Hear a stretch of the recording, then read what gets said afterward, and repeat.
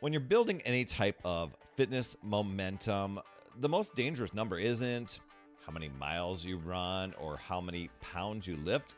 It's really how many number of days in a row you skip. Have you ever considered that? I mean, I get it. Skipping a workout, that can happen. Maybe you had a late night. Maybe your schedule was just exploding. Maybe you just missed it and you move on. You pick up the next day, right? That's normal. But when you start to skip 2 days, 3 days, 4 days in a row, well, that can create a little bit of a habit there because it's now you're getting out of rhythm. And you're starting a different rhythm, right? And it's the kind of rhythm sometimes can work against you. When you take away that habit of movement for so long, well, your mind starts to treat exercise as an option instead of an essential. You start saying, oh, I should do this. I need to do this. I'm going to do this. And if you don't take action on it, then it just becomes that wishful thinking thing, right? And that shift in identity from I'm somebody who works out to I'll fit it in when I can. It's what kills that long-term process or that progress that you're going after. And it kind of crushes momentum. So we're going to talk about that today. And if you've been struggling with consistency and you really want to have a plan that you'll actually stick with, head over to talktoperry.com. I'm going to drop that down in the lower third there because if you're watching on video, if you're catching this on the audio version, you can remember talktoperry.com. We'll map out a simple approach that really fits your life and keeps you moving without burning out. So how do you protect yourself from that skipping workout drift? And the thing is, I think for a lot of us, when we start to get off track, we start to look at the external circumstances around us.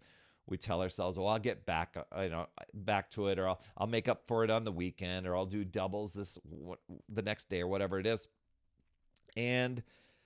But you don't.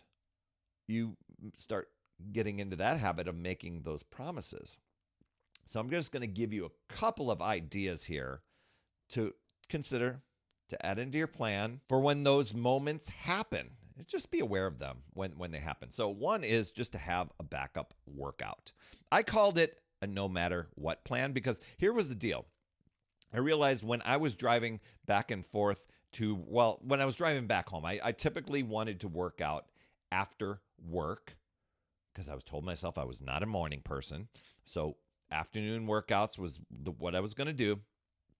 And during the hour commute, I was talking myself out of or negotiating my workout. And so I realized the challenge that I had was starting my workout. It wasn't even the workout that I had to do, although I'd make a big story around it, but it would be like, I'm just not starting. So I started creating what I called a no matter what plan, but you could call it a backup plan. So, and make it super simple.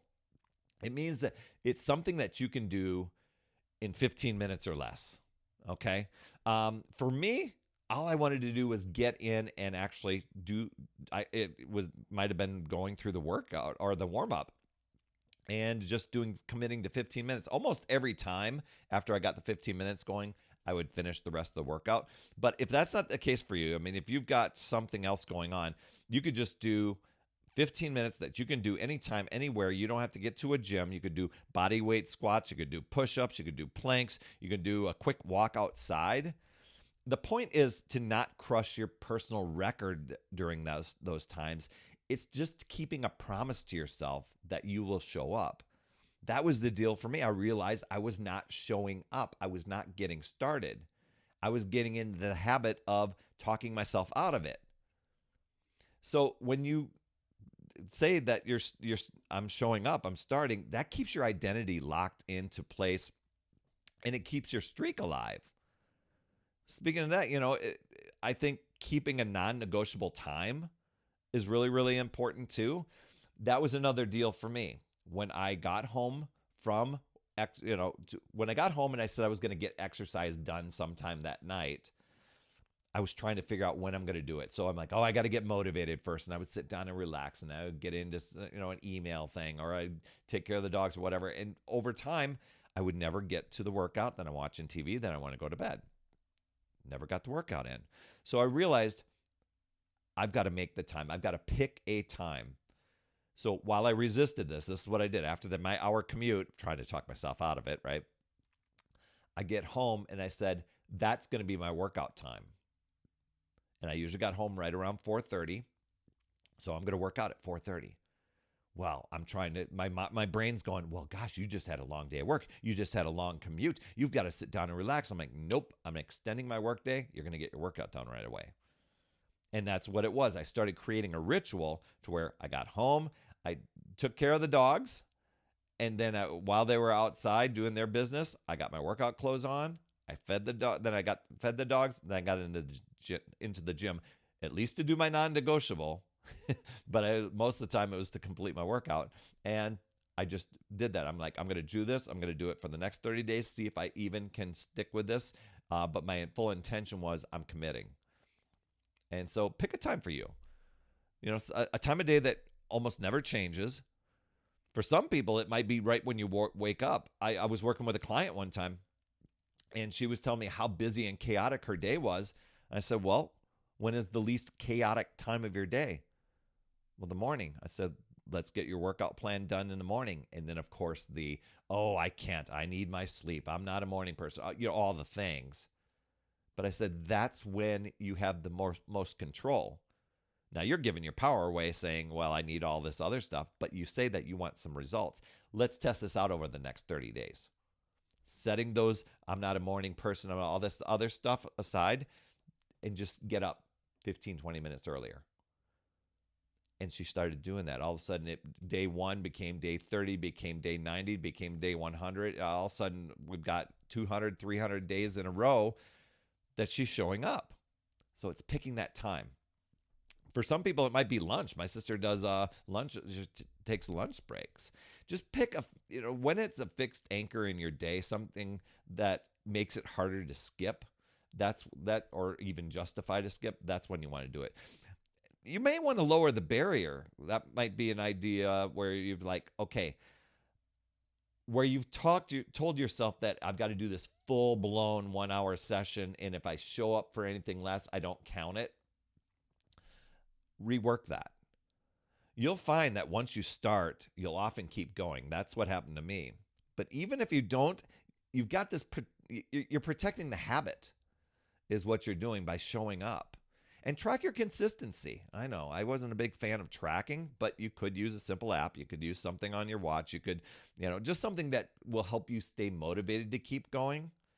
The visual proof. The simple thing that I did, it had nothing to do with technology. The technology was paper. And all it was a calendar. And all I did was I put an X on the day. That meant I showed up for my workout that day. And the next day. And I said, I'm going to run. There's going to be 90 X's in a row when I'm done. And then there was actually one year where it was 365 straight days because that's the habit that I built. And that was the excitement. I get to earn my X today, like a little star on a paper sheet when you're in kindergarten. And hey, if you'd love more simple strategies like this, or if you're tired of losing momentum and you really want a clear, realistic, something that fits your life so you can stay consistent all year long, that's why I encourage you. Head over to talktoperry.com and we'll figure this out. Something that works with your lifestyle so that you're not negotiating with yourself and starting and stopping and starting and stopping every few weeks. So head over there when you are ready. And, just finding small ways to move. That may be, throughout your day, even when it's not a workout, parking further away, taking the stairs, doing stretch breaks. I know these might sound like, oh, I'm not getting anything done, but every little bit does count. It keeps that identity of I'm somebody who moves my body, because momentum, it's built slowly and it can be lost really, really quick. Skipping one day, it's a bump in the road. Skipping 2, 3, 4 days, well, now you're starting the habit in the other direction. So protect your streak. Find ways to make it easier to just keep going. than to try and find ways to keep starting over. So just know you can choose to use your power, take control, use some of these tips from today, or you can let the justifications, the excuses, the rationalization, negotiations with yourself, you can let those control you and drain your power. It really boils down to deciding and committing to yourself and your goals and choosing to figure out new ways, looking at possibilities, learning and growing, and keep moving forward. You've got this, my friend. I'd love to hear your top takeaway from today. You can drop those down in the comments. I will reply. You absolutely rock, my friend. And as always, remember, it's never too late. We'll see you next week. That's another Power Blast podcast in the books. Thanks so much for tuning in. And remember, when you are ready to recharge your battery, make sure you go to talktoperry.com. That's talktoperry.com. That's Perry. And I want to listen. I want to hear. What's going on? I want to help you in that 15-minute call to recharge your battery and reclaim your power so that you're off and running and creating massive momentum toward your dream.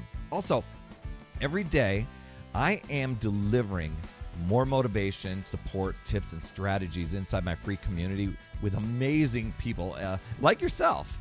And we are conquering the mindset and the fitness. I do 52 weeks of free training in there. Plus, I coach and I mentor people, as well as give you access to tons of resources and guides. It's called my Upside Down Fitness Community because we work on a lot of mindset stuff, the inside stuff. And we're a fun group of people striving to make healthier habits in this awesome chapter of life. So make sure you get in there. I promise you'll absolutely love it. Just head over to upsidedownfit.com and you can get into the group. And hey, you would be an awesome friend if you get over to iTunes or wherever you listen to your podcast and leave an honest rating and review for the Power Blast podcast. It helps awesome people like you find the show even faster, and that's who I'm looking for, awesome people like you. That's all I have for this week, my friend, and just to let you know, you absolutely rock. That's all I have for this week. I'll see you on the next Power Blast podcast, and always remember, it's never too late. We'll see you next week.